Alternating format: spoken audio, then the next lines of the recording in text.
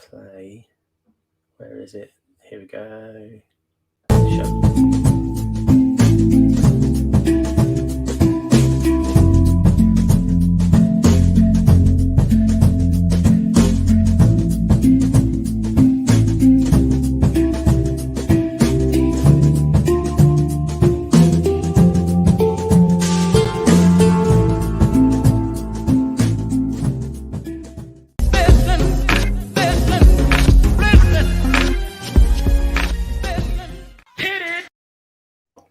Okay, and we're live. So what I'm going to do, I'm going to have a quick check that we are live in all the places we're supposed to.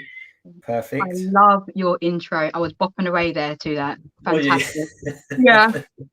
I hope that doesn't come up on screen actually, because I was really getting down. Yeah, it doesn't show, don't worry. Yeah, I made that specifically for this little conversations with cool people I've started doing. Yeah. So Teresha, yeah. Shall we start by just introduce yourself? I will do. So firstly, thank you, Danny, for having me on Conversations with Cool People. My pleasure. Thank you. So I will introduce myself. I'm Teresha Young, and I am a relationship master coach, and I help single, professional, and entrepreneurial women to confidently achieve a loving relationship where they feel secure, alive, and in their feminine energy. And over the years, I have worked with hundreds of women to help them to find a deeper understanding of themselves, to set themselves up for relationship success. Because I strongly believe that in order to have success and such happiness in a relationship, it first starts with yourself. It starts with you knowing yourself, loving yourself, and trusting yourself. And that really spills and sets the bar for the relationships that you have with other people. Yes, yeah, I like that. One thing you said there that I thought was really interesting, because it kind of nudges at my own little, not, I suppose, a little bit of a gripe, which is when people talk about self-love, I always think you can only do that to the degree that you know yourself in the first place. So those two things have to kind of come together. Yeah. And knowing yourself by yourself is always going to be limited, which is where the whole self-love thing can fall down. Because when we're on our own, we only bump into what comes up when we're by ourselves, don't we? Which is usually a bit more comfortable. Yeah. However, the mirror of a relationship always shows us the stuff that that we don't experience when we're by ourselves. Our own projections, our own assumptions, all of that stuff is what's revealed in relationship. 100%, Danny, because our relationships really are one of our greatest teachers when it comes to understanding more about ourselves. And it is so much of my lived experiences that have enabled me, and I feel equipped me to be a relationship master coach. So it's not just the studying that I've done, the qualifications, the certifications that I've got. It's actually embodying my lived experiences that have made me be so passionate about understanding myself fundamentally and how that impacts on the relationships that you have with other people. And I got that information. I was like, well, why don't I teach it? You know, if you can help other people in some way to have that better relationships, because we're relating with everything in life is a relationship. There's a connection between everything that we have. So our interpersonal relationships, one of the strongest relationships that we can have. I really get to you understanding yourself. I do believe that in order to understand other people, you really need to understand yourself fundamentally. Yeah. I suppose we could. David Lofthouse from LinkedIn says, being comfortable in your own skin. Nice. Yeah. Okay. So some people also being uncomfortable. Yeah. I would say that how we relate to relationships is a big one. You know, what relationships mean to us, because like you say, we only really know ourselves in relationship with something. So I always think that people, places, circumstances, you can pretty much say everything, simply reveals to us how we relate to that. And that's sort of the medium through which we get to polish and address our own stuff. But our intimate relationships are an area that's perhaps a little bit closer to home, because there's usually a little bit more emotion involved. And so much of how we relate to that is based on childhood experience, isn't it? Well, exactly. When we are birthed, the first relationship really that you're going to have is when you meet your mother or your father, perhaps. You come out, and that's the first relationship that you have. And it really can spill into our patterns of behavior growing up into adulthood. And it was a lot of my childhood experiences that really enlightened me about relationships. And it's something that over the years I have had to work on, and I still work on as well. Because I feel like life is definitely a journey, not a destination. And some people will even say we're constantly on a path of healing, or whatever term you want to say, because we are being opened up a lot of the time, and we have to delve deeper and understand what the triggers are. But when you can be in that place but not be there for so long, then that's a skill to develop. Because I've had some really dark times in my life where I was in a dark place for a long time. But I had to move out of it and find ways to move out of it. Yeah. Okay. So let's start at the beginning, shall we? So firstly, anyone that jumps on live, come and say hello. If you've got any questions for Teresha, please just shoot them over. I'm sure she'll be happy to answer.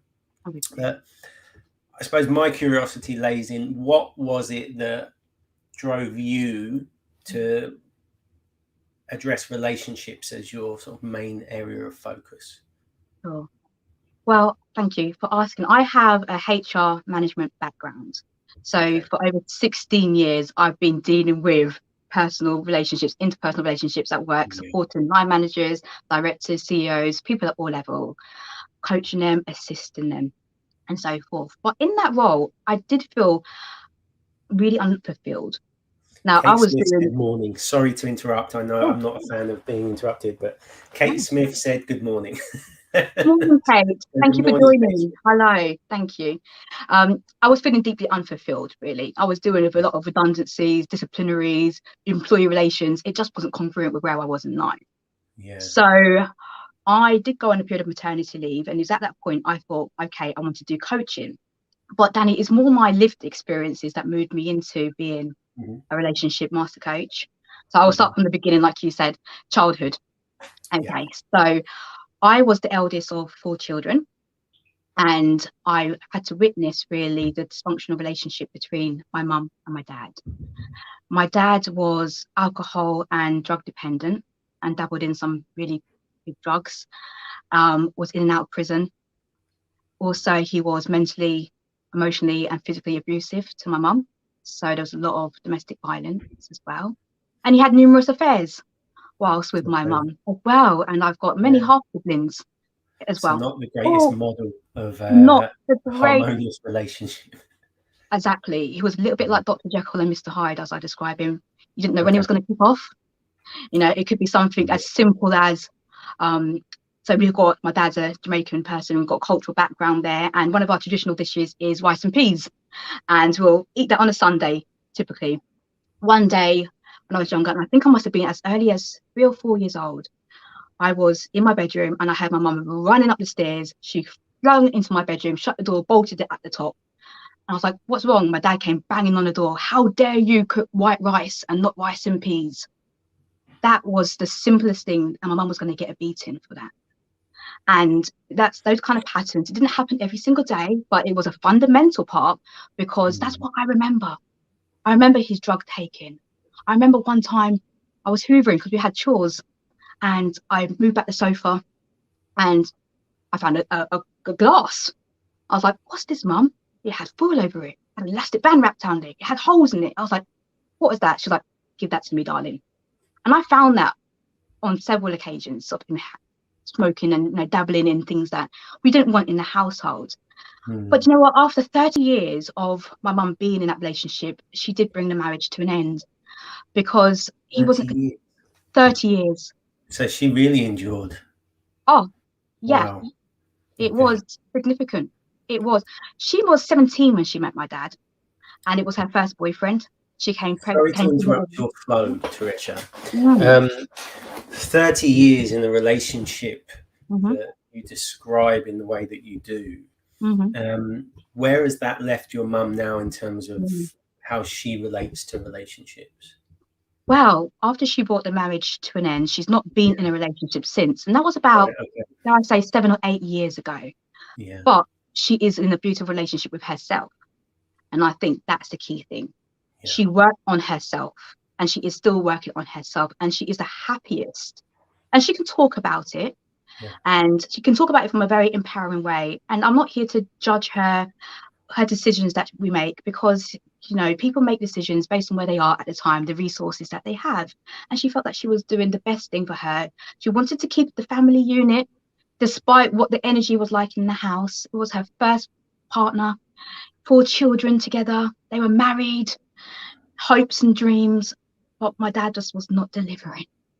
Yeah. He wasn't. And so she moved on, and she is in the most happiest place now, and I'm so proud of her. But it gave me really great insight as to what I didn't want in a relationship. Yeah. Okay. Also, if I did get into a relationship like that, I would know that there's a way out, of that relationship. You can leave, providing that you feel safe, because there was reasons why my mum didn't leave. Threats about what my dad would do if she was to ever bring the relationship to an end. But as she grew, she got that strength, and she was able to say no more. Okay. So yeah, that was a huge thing for me growing up. Also, because I can talk, but there's a situation at school. I think most of us have been there at school, where you don't necessarily feel like you fit in. You feel abandoned, rejected. I felt extremely used by people. I didn't have the partnership. I would only be called in to partner with people if somebody was sick or on holiday. And as soon as that person came back, their best friend came back to one side. And I did feel incredibly rejected, and always asking myself, what's wrong with me? I had low self-esteem issues. I was quite skinny, put my hair in a bun, really small features. I used to wear 2 pairs of trousers in order to make my legs look bigger. And some people even referred to me as like olive oil from Popeye. And I was like, great. I wasn't bullied, but kids will say things, won't they? But then that also gave me an insight as to the friendship dynamics when it comes to relationships. How quickly somebody can be there for you, and you can feel abandoned afterwards. And it led to some insecurities. And there's one more that's quite significant. Danny, if you want me to share that before. Yeah, just keep going. Okay. We're going to dance in conversation, I hope, not just one-sided. So the third one was when I actually decided to give love a go. Despite what I had witnessed from my parents, I thought, not all men are the same. I'm not going to be generalizing and say that, because I know that's a huge generalization. So when I was 19, I got into my first long-term relationship, my first boyfriend, first person I was intimate with, everything like that. We had goals, we were saving up for a mortgage. And then into 5 years into the relationship, I didn't see anything wrong, so to speak. And he brought it to an end, all out of the blue, text message. And I was devastated. My heart was broken. I didn't even know that heartache felt so physical. I was crying on the floor, rolling around like a baby. I did not know what was going on in my life. That was my future, dashed, gone. My hopes and my dreams.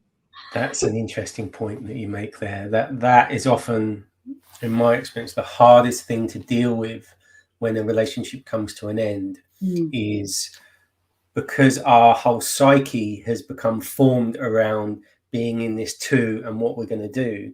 It feels like death to your reality almost, doesn't it?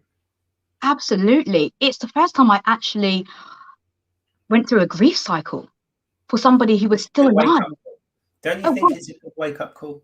That it shows you that you've been living in your whole agenda of what's going to happen and how things should be. And life's come along and shown you, no, that's not how it works.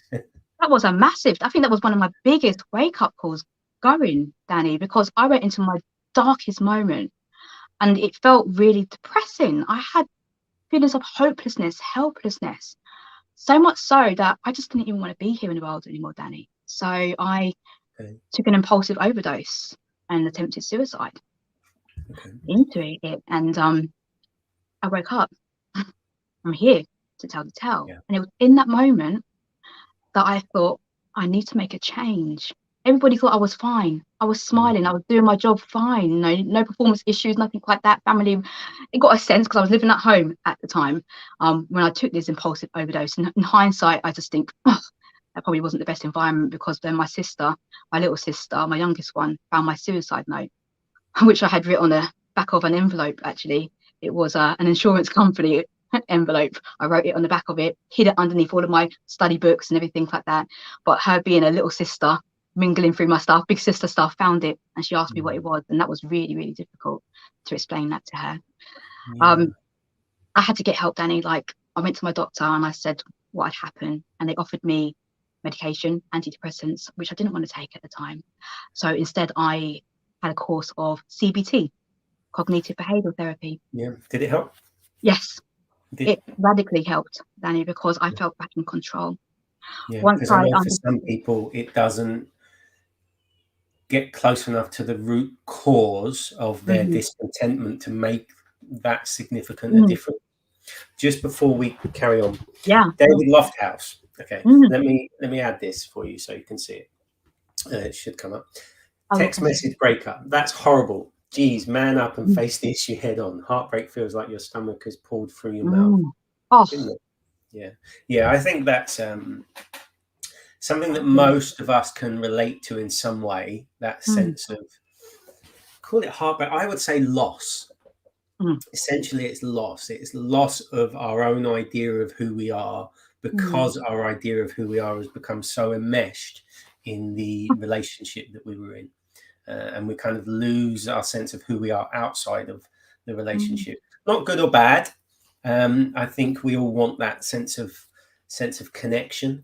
In fact, I would assert that fundamentally what we're all chasing is the idea of being free from ourselves. If we get to this space, I'm going to be free from my current experience of myself, or if I'm with this person, I'm going to experience myself in a different way. I'm going off track. Anyway, no, you're not. It's all making sense, because one of the questions I did want to ask you, Teresha, is: do you feel that your attempt at suicide killed off the part of you that was causing your suffering? That's a great question, Danny. I've never been asked that before. Well, my experience, most coaches are shit. Sorry. Carry on. Boom, you're the man. I think it did. Radically. It was one of the biggest wake-up calls for me, because firstly, I did wake up. But also it was a boom. It was like a shift had happened. It was almost like a release. Especially more so when I went and I asked for help, because I was trying to do it alone. And I was into self-development at the time, really trying to get to grips with my mindsets and so forth. But there's only so many self-help books and personal development you can do, sometimes without getting that encouragement from somebody else to work through it. And when I did the CBT, I know it works for some people, it doesn't. I think maybe it worked for me because of my HR background, and I'm quite used to structure, formalities, worksheets and all of that. So it helped me to be able to process the exercises and the tasks that I had to do in that situation. But it's when I started to grab the thoughts that I was having and understand what was triggering my beliefs about myself, about my ability to be loved, to love as well, and then how that impacted on the way that I was feeling and my emotions, and then how that impacted on how I was behaving. So it was all interlinked, and it started to make sense to me, because I was like, oh, okay, so if I backward chain and I go back, then I can see I behaved that way because of the feelings, and that started off because of the thoughts, perhaps. It's like trigger points. So that really, really helped me. And when I started to get that clarity, I said, okay, so, I'm in my late 20s, understanding this, who else could benefit from it? So I went out and I started to study coaching. I started to study counseling, other modalities, NLP as well, just dabbled in that a little bit. And I thought, I'm going to teach this now. I'm going to see if I can empower people using my lived in experiences, using my skills and my qualifications as well, to really help people to embody the true expression of who they are.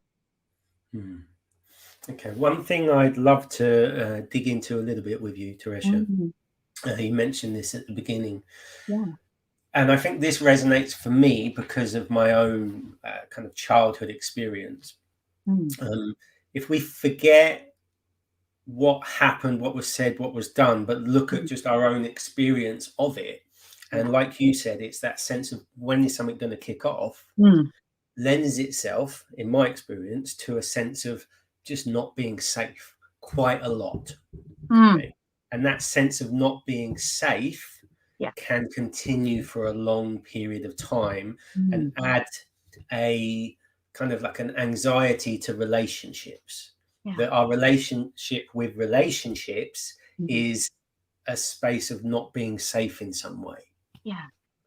Did that, so did you notice something similar to that coming up for you? Yeah, because of all of my lived experiences, there was a theme: feeling safe. I didn't feel safe at school with my friends. I didn't feel safe at home. I didn't feel safe that my dad would be there for me. One of the most crucial relationships that you have, especially when you live with your father as well, is to feel safe with them. And whilst he didn't abuse us as children, there was none of that for us. We still had to be in an element of safety, unpredictability as to how things were going to be. And then I had my first relationship breakdown or loss, grief cycle, where I felt completely unsafe. And then I attempted suicide. So I felt unsafe with myself that I was even able to go that far. So there is such a theme when it comes to safety. And that's why I do my best now to help people to feel safe, firstly within themselves, to know that they are decision makers, they can be decisive thinkers as well, and to really trust yourself. And that's another thing, safety and trust, Danny. It's 100%, but it's trusting life, isn't it? It's a bigger thing than just trusting a person. It's the ability to trust life. We have a question come through. Lovely. I don't like interrupting, but please, conversation. Do you think relationships need a step back? This is David questions. If disagreements arise, to assess the situation before it becomes escalated. So I'm going to give my take on that before what you do, because I'd love to hear your expertise on that. So for me, often the step back, or what I consider that as, is like creating a gap. Because there's a term, isn't there, in psychotherapy called rupture and repair. And in our close relationships, that rupture arises whenever we feel like we've got that disconnect from the sort of love and connection that we used to.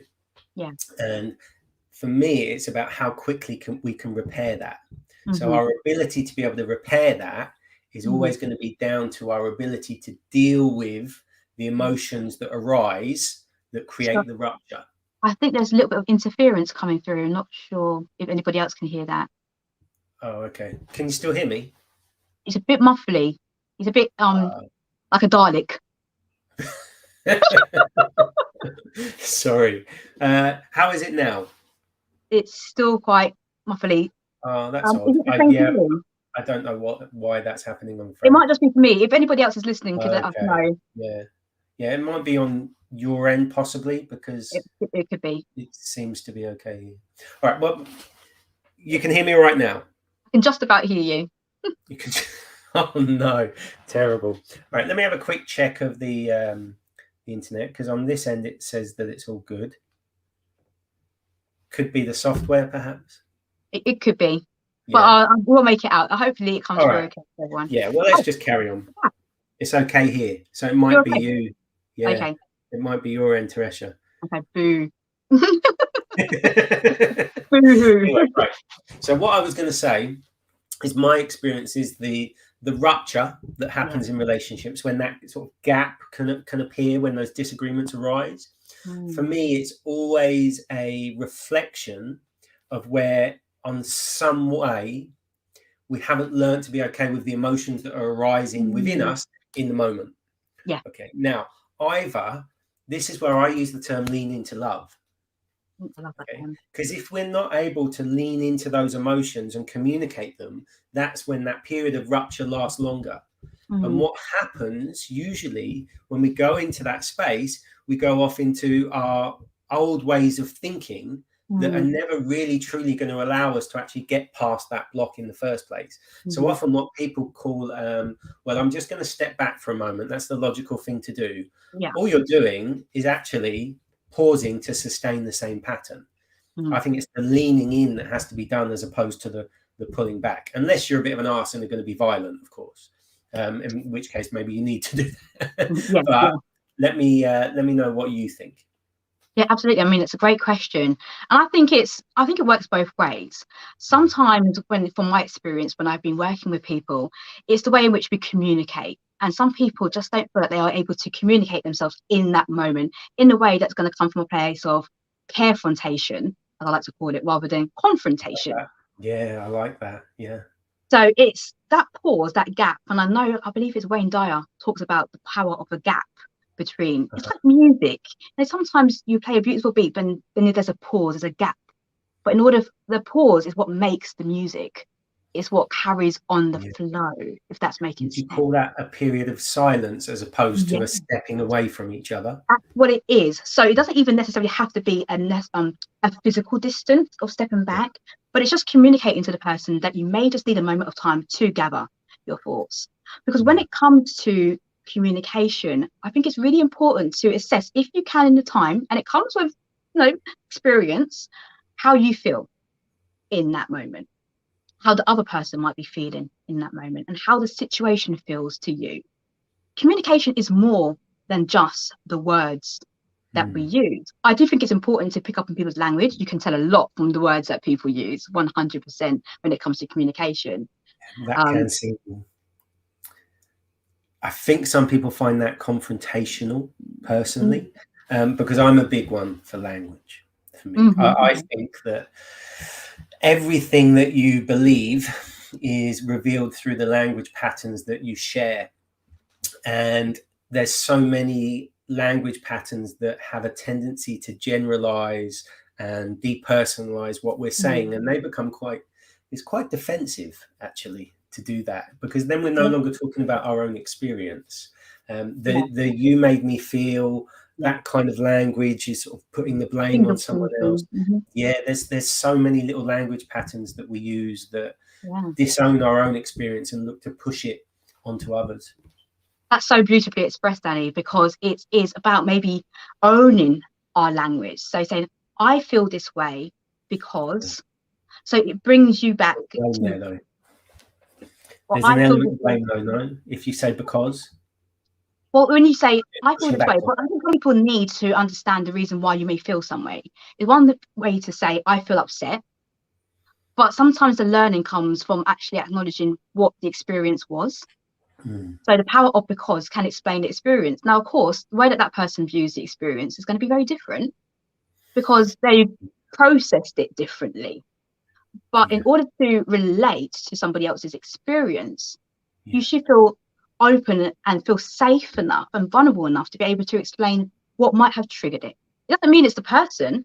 You can even acknowledge, no, I think it's one of my own insecurities that I've unraveled here. But it's just explaining what it could be, but not necessarily because you did that. It might even be something that you've discovered and I thought, oh, that's my own trust issues, sorry about that. And then you have that moment to explain it. But from what I've also understood from NLP is that it talks about communication being just bigger than the language. You've got body language as well that can be so telling when it comes. It says that 55% of the way that we communicate is through body language, our physiology. How open are we? How closed are we? In terms of our eye contact and our gestures. Are we doing lots of finger pointing? How open are we? And then you've got the voice tonality, which apparently is 38%. So the way in which you're saying it, the softness behind it. That's a big one for me, that. And I love that you shared that, because sometimes, and you may bump into this yourself, we may be working very hard to use the right language, but yet the emotive charge that's under the surface means the way it's coming out is making no difference. 100%, Danny. I love you. It quite have the same effect, does it? No, So it doesn't. yeah, it's everything else that you're bringing to the table as well. There's Yeah, there's a huge communication piece, I think, definitely yeah, when it comes to relationships, and yeah. it's being vulnerable enough to share those experience with somebody, because it Yeah. is an That's a good emotional thing. mm. Yeah, and then we dip into the whole trust thing again. I do sometimes, no, not some. I do sometimes. I do at the moment anyway. Hold the view that often what makes it really tricky for people to actually communicate openly with one another is the dis-ease with stepping into vulnerability and the assumptions that come with potentially doing that. Because to be vulnerable, there is always going to arise maybe a fear of rejection that hasn't been reconciled, a fear of what may happen. There's a lot of stuff that reveals itself in being vulnerable. But I think it's a wall that we all have to be able to step into to actually allow more of ourselves to the party, let's say, to our own experience. Yeah, Can I just touch absolutely. on something you said then Yeah. about body language? For me, this is where I personally feel a lot of mindset work falls down because it doesn't become an embodied process enough. If and like you were saying earlier about safety, we can't think ourselves into safety. The mind's not really structured like that. It's always looking to predict and protect. So to actually access a sense of safety, it's dropping into what our experience is now, and learning to be more at ease with that, as opposed to trying to think ourselves into it, which Yes. is commonly going to result in looking to change circumstances and situations in order to access it. So we end up just caught up in this loop again. I agree. Yeah, go ahead. No, carry on. Just and patronise, you wouldn't understand. Okay, so David Lofthouse is talking about, I'm assuming here, some of the dynamics that may have appeared for him historically in relationships, because little manipulative games can appear in relationships, can't they? Rather than actually stepping into that vulnerable space of openness, sharing. Well, you use the word I felt because. Okay. That's how you termed it, wasn't it? Yeah. I like the NVC model, the nonviolent communication model, which is it's a present-based way of communicating your experience. So it would be when you, and it has to be direct feedback on what was said or what happened, without the layers of judgment and interpretation, direct feedback on it, which in itself can be quite a challenge. So that's the first step. Then you acknowledge how you felt. But you don't say because, you say I felt. But then you go a layer deeper, because I have a need for. Okay. So when you felt something that was uncomfortable, you recognize the need that wasn't being met in that moment that gave rise to the discomfort. Okay. And then you look at, because ideally it's a reciprocal relationship, you ask or you make a request for a person to meet that need in a certain way. And the reason you make a request is because there's the awareness that someone else isn't responsible for your experience, and they have the choice as to whether they do it or not. If you start making demands and telling, then it tends to get heard in a different way. So it's a really wonderful structure. It is. It requires a level of awareness from the person using it. And then, because we're talking about relationships here, and I'm sure you've bumped into this, we can work really hard to communicate better, to embody it, tonality, but it requires that someone else is willing to meet us back with that. Absolutely. And that is a different matter altogether, isn't it? It is, yeah. And I love that structure that you gave there. And I think where the because comes into it is at that point where you're expressing your needs. Yeah. So that's where you might not use the word because, but when you are expressing the need at that point, you're saying something has been unmet, something has been unfulfilled. But it does give that empowerment back to you. And that is the thing about relationships as well. We can be very open and quote unquote realistic about where the relationship might go. But we have to remember, it is a dance. There are two people in this dynamic. And I often say that if you split the word relationship into relation and ship, okay, I like that, yeah. It's about you both sailing the same ship, yeah, heading in the same direction, going to the same direction, destination. So, and that helps you to relate to each other. Because if at any point that ship starts to deviate, or you feel like you're going in that direction, that person, that's when you have to come back together and see how you can navigate that ship so that you are together. But that does take consistent communication, because what I find from my experience and when I'm working with people is that communication is one of the biggest factors that can cause disharmony in a relationship. People don't necessarily feel very comfortable with speaking up, or they settle for just being unhappy, or that's just the way that they do things. And that's what, if you want to be like that, that's absolutely fine. But to the point where you feel an unhappiness and sadness in your life, and sometimes the other person doesn't even know that's the way that you're feeling. They're living their good old merry life thinking that all is great, like my situation that I had, thinking it all was great in my relationship, and then suddenly you get text messages saying it's not so great. If we had communicated differently during that time, or maybe even if I had done check-ins, how's everything going, not just assuming that it's all going well, just like a little audit. How are we doing this week? How are we doing? Anything we could have done differently? What's our successes? What's our wins? Really celebrate being together in that relationship. I don't think we do enough of that. We celebrate, let's go on a massive holiday. We celebrate buying a house, the big milestones.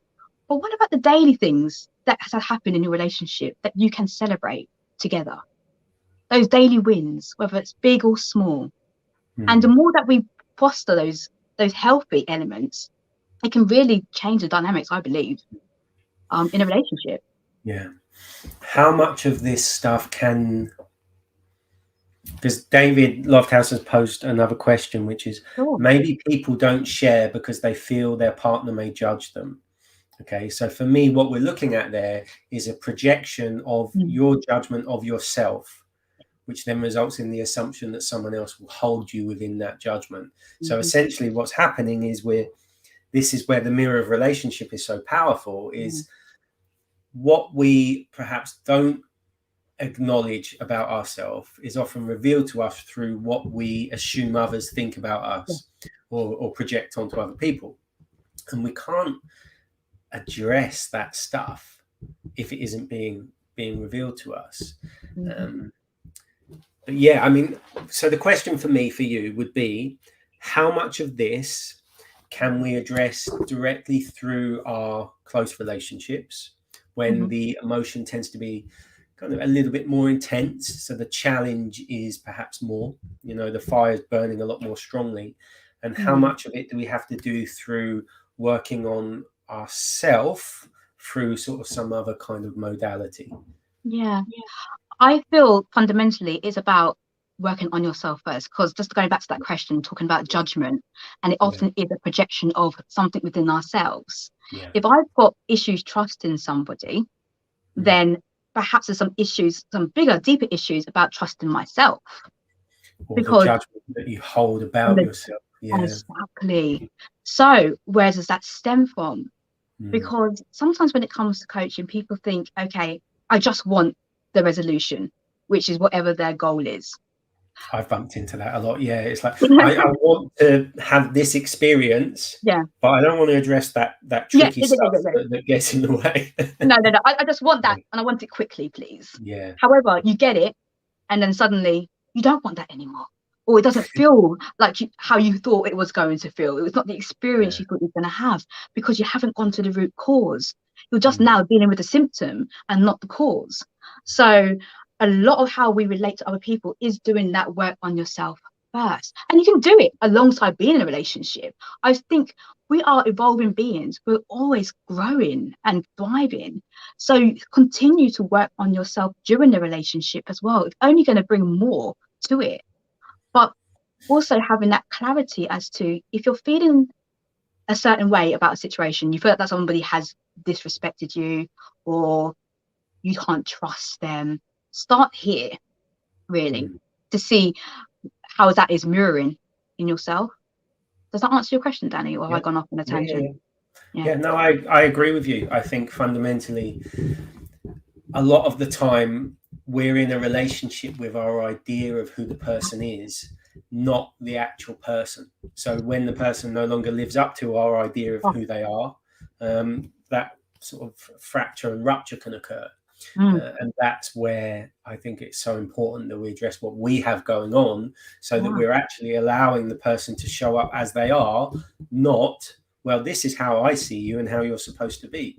Because that's when, in my experience, the arguments start to arise. So true. And that's from my experience as well. People falling in love with people's potential. Yeah. And not actually meeting them where they are, particularly when it comes to the dating experience as well. You get told, I've got goals, I've got dreams, I'm going to be this, I'm going to be that. But that's not where they are right now. But what if that person never actually reaches that potential? Can you love them as they are? Can you love them as they are now? And that's a deep question. That's some soul searching to do. It is. But it's also, there's quite a difference between loving someone as they are and then actually wanting to be in a relationship with them. Isn't there? 100%. Are you coming from desperation or inspiration? That's sometimes, I've heard that a few times recently. I don't know, maybe there's a little sign from the universe, little synchronicity there for myself. But are you coming from desperation or inspiration? And if you feel inspired in that relationship, that's great. But if you are holding on to a relationship because of fears, doubts, perhaps there's a certain attachment style that you have, that it has kept you clinging on to something, it's really understanding what you are willing to accept. Because I believe that what you permit, you promote. So if you continue to permit it, you're almost promoting that situation. You're promoting the behavior, whether it's from yourself, whether it's from the other person. Yeah. So it does take, some self-evaluation and reflection.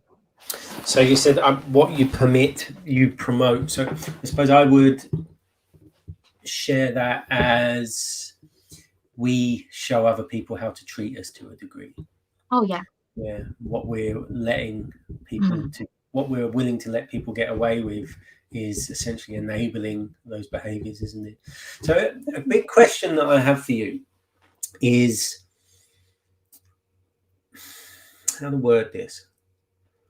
One of the things that can happen in relationships is we can end up in a space where, rather than acknowledging our own needs aren't being met, we can make more and more compromise and then just accept being in an unhappy relationship because so many other people are and they share that, and it's the conclusion is formed that, oh, that's relationships. Yeah. Okay.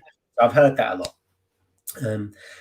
At what point does a person recognize, okay, I'm having to meet more and more of my own needs here?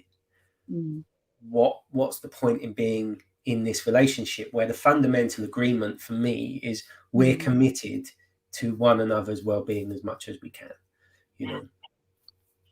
I feel if people started to trust their intuition a lot more, and really feel into what their gut's telling them, how their body feels. Now, quite often, some of the symptoms of things not being great in our energy, in our vibration, will manifest in the body.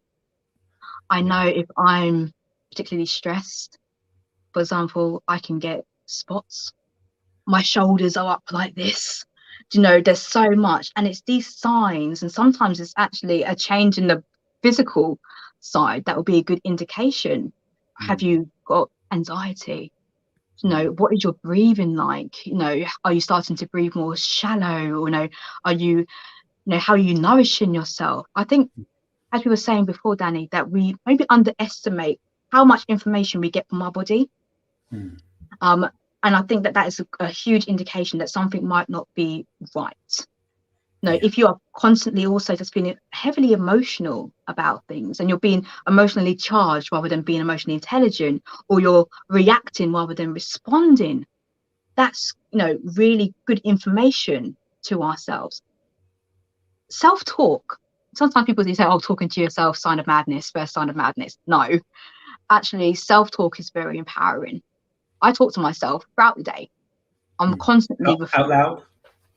Sometimes out loud.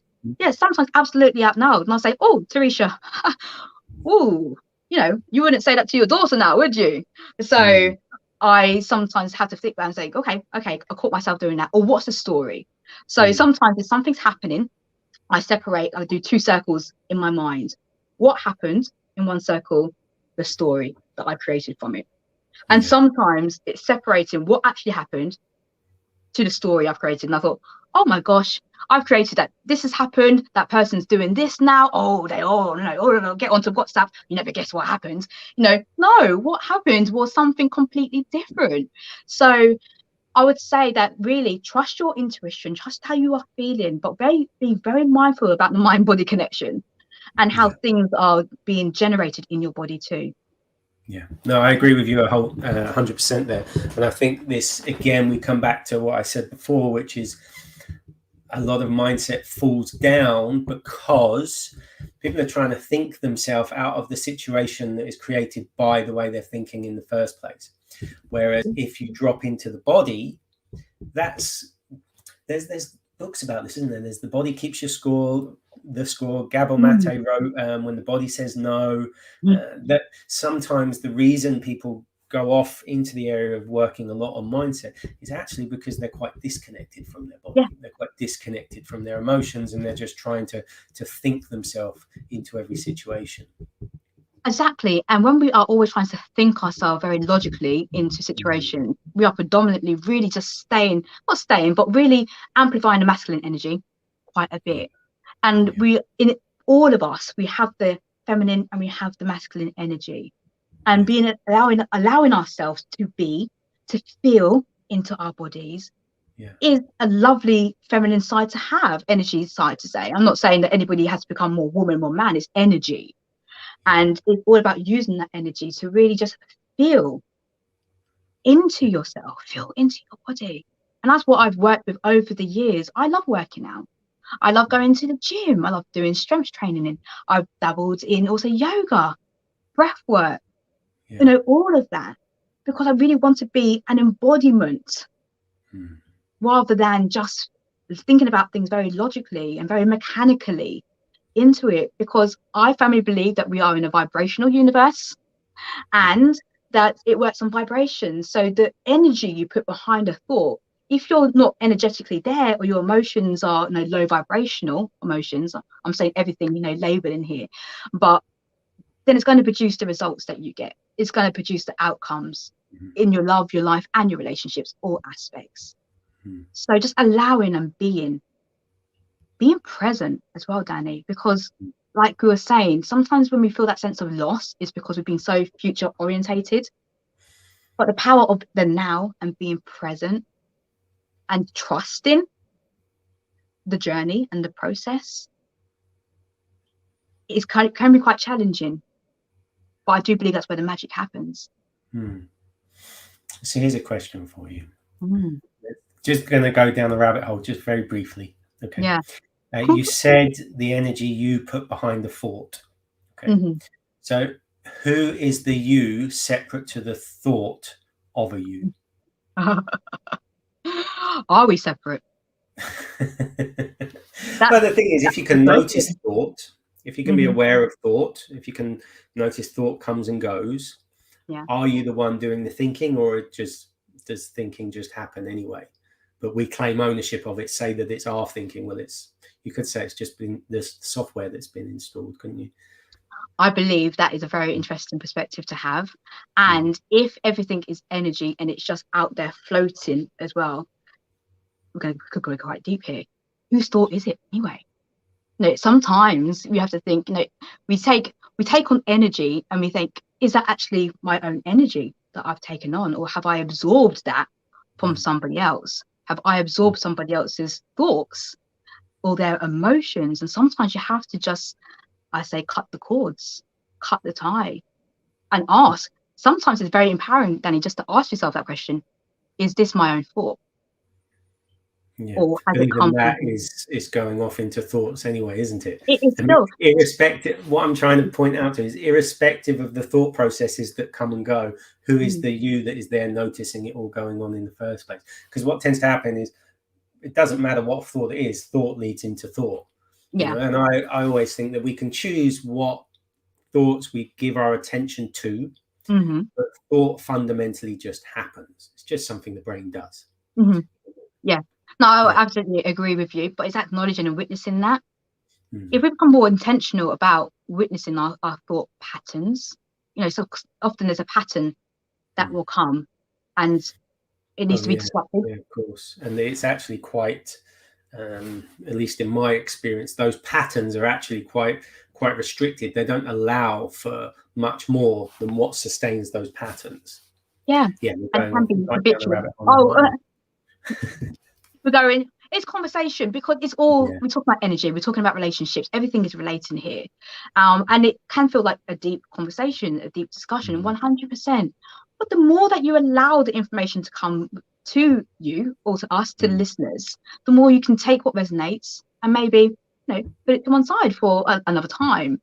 But it's just empowering people to think differently. I think sometimes that's where the power can happen, when you start to do things differently. I think, you know, Einstein said that. Carry on. Einstein said that. I think it's his definition of insanity, isn't it? Doing the same thing over and over again and expecting a different result. Sometimes you just have to switch things up a little bit. Yeah. I think the real point of power is in the letting go of the relationship with thought as being something that matters. That actually what's happening is happening, and what you think about it doesn't really make a huge amount of difference anyway, other than to the experience that you're having, you know. Whereas if you just put that aside for a moment, things play out as they are. And I think that's the real point of power, but it requires I'm going to go down a real rabbit hole now. It requires a surrender of the sense of a me that it is happening to, and the me that it is happening to cannot let go of itself. That word surrender can make people feel very, very uncomfortable. And you can't surrender yourself. So then we arrive at the paradox of it all, don't we? Okay, so one of the things I wanted to explore with you a little bit is, when it comes to relationships, you mentioned feminine women sort of being in their feminine energy. Okay, can you explain what that means? Because I've met women that you know, very strong, driven, focused women, and sometimes it's because they've taken on a lot of that more masculine energy as a way to be more independent, more self-sufficient, and it's resulted in them kind of not being comfortable to soften and trust and let go a little bit more. So what do you mean by being in their feminine energy? What does that mean? Absolutely. And I think that the way that you've introduced that is absolutely, you know, perfect in terms of what you have experienced, what you've witnessed. Because quite often when it comes to, well, when I'm working with business owning women, professionals and entrepreneurial women, often in the industry where they are, they maybe had to fight for their position, or it's being quite male dominated. The super higher you get to the top, you notice that on the board there's probably more males there, so you feel that there's an element of competition or proving yourself, and it does lead you into a much more of a future orientated, goal setting, logical way of being. And that can actually increase the level of masculine energy that you're operating from. Now, sometimes what you don't notice is that can transition into a relationship, like a romantic relationship or your dating experience, because you've gone in there sometimes having to feel like you have to prove your worth, or you're thinking, I'm totally self-reliant, I've got this, I don't need a man. That's sometimes what I hear, you know.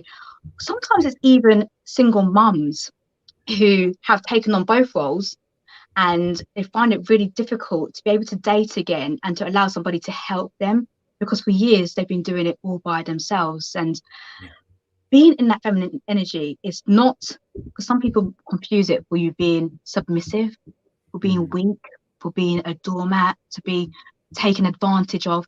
That's not what it is, because you can still have the qualities of empowerment in it, but it's more a place of being rather than doing. So masculine energy is quite the provider energy. It's the doing. Yeah. Whereas feminine, that or that, isn't it? exactly, Yeah. exactly. That's exactly what it is. And that's Yeah. great. It's receiving and it's allowing and it's being, and it's that whole creativity side, allowing yourself to be creative and expressive, and just allowing yourself to be pretty guided by your intuition and the feelings that you have. And it's not always easy to feel that way. So just allow yourself to receive, because quite often we are doing a lot of the doing, but to be comfortable and taking your hands off the control and saying, I will allow that person to do that for me, and I'm going to not micromanage it. If they want to plan that trip away, fantastic. I'm not going to try and find out what time we're going, all of that. Just allow yourself just to be present. So it's striking. And when it comes to the energies, it's not so it has to be 50-50 in balancing it. It's just finding that sweet spot, that harmony where you can still be in your masculine, but then also be in your feminine too, and know when to do the both. Yeah. This is a big conversation in itself, isn't it? Just this section, because there is definitely a big push, not to demonize, but to make out that a huge portion of what is considered masculine energy is toxic and negative and bad. And equally so, a big push for women to be more empowered and stronger, which is kind of almost becoming or stepping more into the masculine energy. So I think there's quite a lot of confusing and conflicting messages out there about it. And I know that, you've got men not sure how they should be now, women thinking they should be a certain way. So I think there's a lot of confused there's a lot of messages about it, and it's definitely an area that's quite contentious for a lot of people, particularly if they're prone to looking at historic evidence of everything that's happened and using that to say, well, that's why everything now needs to change. And I think there's a lot of tricky conversations that come around this, and no doubt that will play out in people's relationships as well. It does both ways. If we're all energetic beings, feminine, masculine, for the man in the relationship, if that's the dynamics, is to be comfortable stepping into the feminine energy and allowing himself to receive as well. Be comfortable stepping into the masculine energy as well, to actually just stand his ground, deal with confrontation if necessary, all that kind of stuff. That you can't just say no, that's bad. You should never have to feel this. I think there's some blending that kind of needs to go on. Yes, so exactly. And biology plays a huge part in that too. Okay, so let's get back on topic. So what would you say then are let's try and give 3 points, because simplifying things is always useful. What would you say are the 3 points that you notice create the most friction in relationships? Okay. Or in terms of sort of skills that people lack or things that they're not doing? Firstly, and I'm going to just refer to, because I work with a 4 C's blueprint to help with the relationship aspect of people. The first C of that blueprint is carriage. So it's looking at some of the relationship patterns that we may be carrying into a relationship, some of the emotional, quote unquote, baggage, some of the paradigms. Because if you haven't necessarily healed or worked on that aspect, it will repeat itself in the dynamics of another relationship, and you'll be looking for external things to make it happen or to make it work rather than the internal. So that's the first thing. The second thing is really, and this is the connection part of my blueprint, is understanding more about yourself, to know your worth, to know your purpose. What are your values in life as well? What are you all about?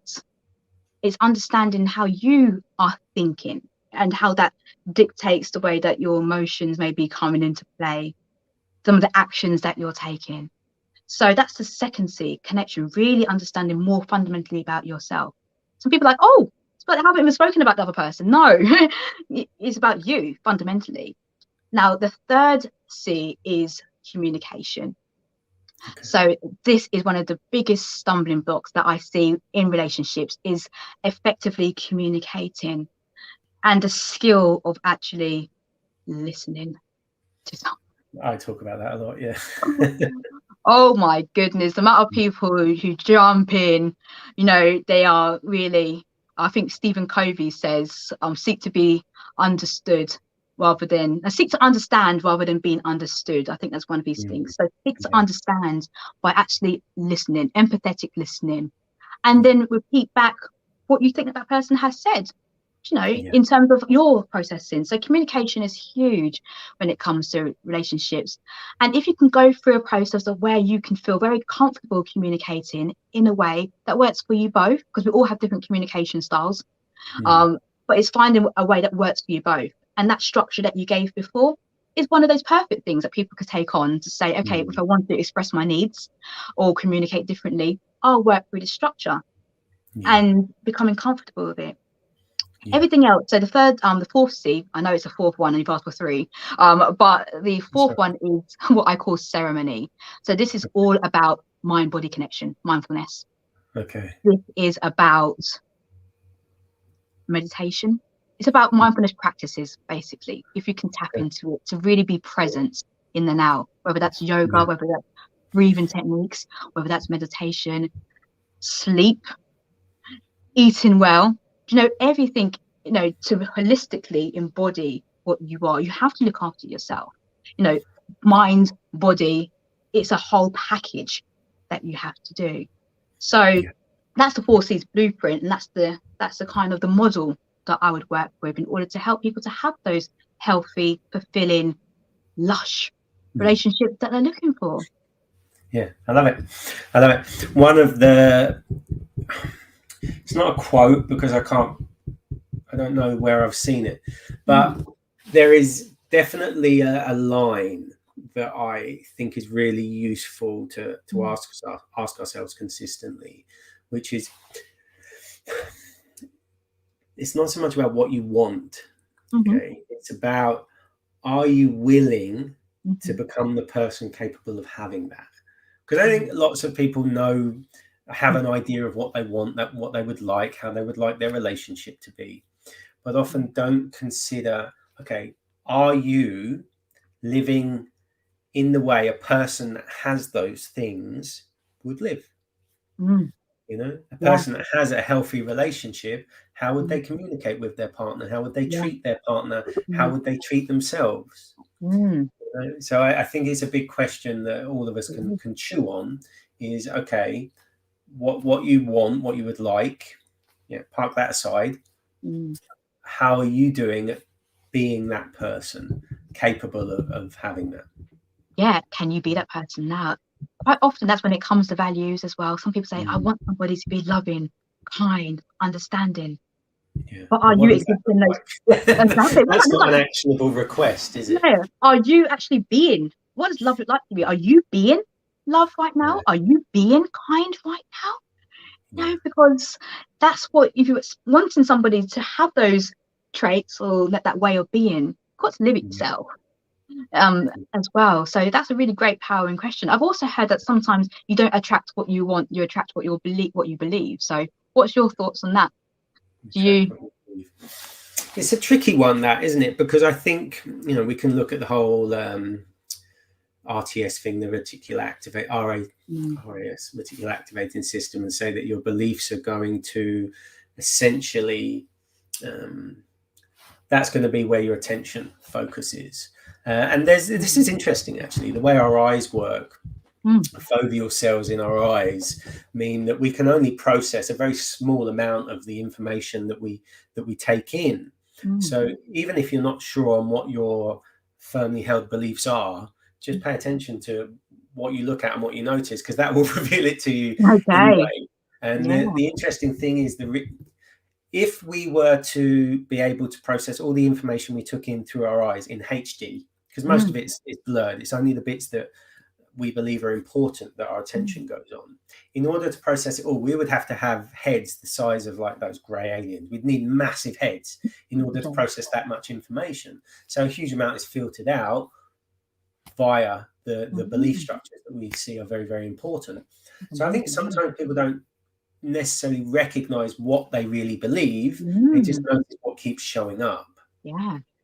And as you start to look at, okay, well, what do I really want to think about the world? I mean, I think there are certain subconscious structures that are inherent within all of us as a byproduct of what we were talking about earlier, the sense of a me in there that's isolated and alone and separate from everything else. You know, some of the subconscious structures, I think, are a byproduct of that, you know, sense of being alone, sense of not being enough, fearing letting people down, like this sense of we're responsible for other people's experience. There's certain things that, in my experience, everybody has to varying degrees. And then we have stuff that sort of operates outside of that could be considered more individual. However, going back to what you said, do we attract what we believe? I don't know if we necessarily attract it or whether it's what we pay attention to. So I don't know if what you pay attention to means that it's an attraction thing, or whether what you pay attention to means that's where you're putting your attention and so subsequently experiencing it more. So I think we can shift where we put our attention and subsequently, as a result of that, start to experience things very differently. But it is just that energy flows where attention goes, isn't it? So that's one of those sayings. So I like that. Thank you. That's a good response. Well, you could say attention goes I'm interviewing you now. Okay, listen, Teresha, it's been wonderful chatting with you. I don't know how much help we've been with people in their relationships, but they've got to explore how we relate with one another. You know, so that's been useful. So what I'm going to do is wrap up now, say goodbye to people, and then we'll just have a quick chat in the background. All right. Okay, thank you. And feel free to reach out to me if you want to reach out to me. Sorry, I forgot to say that. If people want to get in touch with you, reach out to you, contact you, what would they do? Firstly, I love a DM, so feel free to contact me over social media. As Teresha Young. That's Teresha Young. And also I have a website, www.tereshayoung.com, should you want to check out some of my stuff there. Okay, cool. Be careful asking for DMs on LinkedIn, because from what I hear, all the posts that I see on LinkedIn from women complaining about inappropriate messages, I don't want you receiving loads of dick pics on LinkedIn. Okay? I haven't received one of those yet. I have had a marriage proposal though, but I've not had I have, somebody was looking for a wife in the UK, so I obviously qualified for that. Okay. Thank you so much for your time. Thank you for having me. Thank you everyone for listening. Thank you.